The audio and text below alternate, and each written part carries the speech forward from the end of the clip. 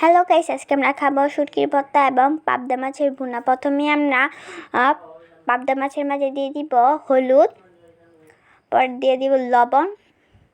লবণ দেওয়া হয়ে গেলে এখন একটা বাটির মাঝে নিয়ে নিব। বাটির মাঝে দিয়ে দিব হলুদ, মরিচের গুঁড়া। মরিচের গুঁড়া দেওয়া হয়ে গেলে এখন দিব ধনিয়ার গুঁড়া। ধনিয়ার গুঁড়া দিয়ে দিব। এখন দিয়ে দিব লবণ। এখন আমরা একটা কড়াইয়ের মাঝে তেল ঢেলে নিব। পরে আমরা এখানে মাছগুলো ভেজে নিব সুন্দর মতন।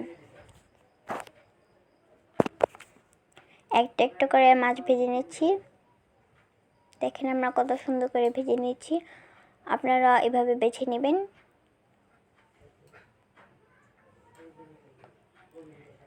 ভেজে নেওয়া হয়ে গেলে আমরা এখন সবগুলোই ভেজে নিয়েছি মোটামুটি। পেঁয়াজগুলো দিয়ে দিলাম।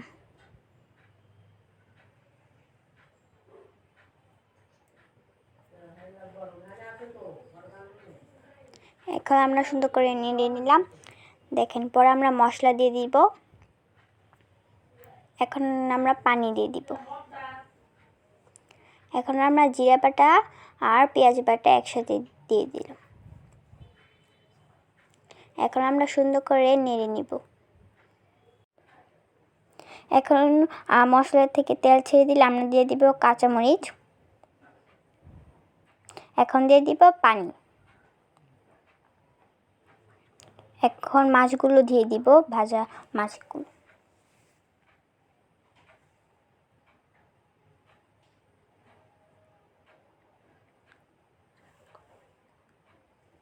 গুলো দেওয়া হয়ে গেলে আমরা 10 থেকে 15 মিনিটের জন্য জাল দিয়ে দিব।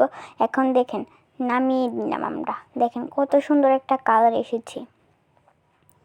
এখন আমরা শুটকির ভর্তা করে নেব। আমরা এখানে দিয়ে দিয়েছিলাম শুটকি, কাঁচা লঙ্কা এবং পেঁয়াজ। এখন এগুলো একসাথে বেটে নিব। ভালো করে একদম বেটে নিব, যেন পেঁয়াজ শুটকি সবগুলো একসাথে বেটে নিব।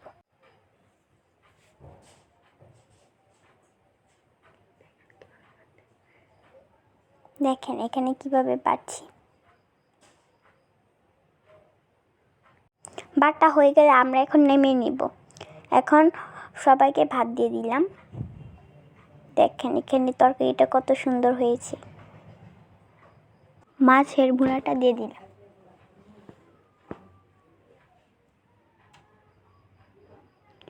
দেখেন মাছটা কত সুন্দর হয়েছে, খেতে অনেক মজা হয়েছিল। আমার বাবা এবং আমার ভাইকে খাবার দিয়ে দিয়েছিল। এখন আমার বাবা এবং মেজদা খেয়ে বলেছিল অনেক মজা হয়েছে। ভিডিওটি ভালো লাগে লাইক, কমেন্ট এবং সাবস্ক্রাইব করে দিবেন। টাটা।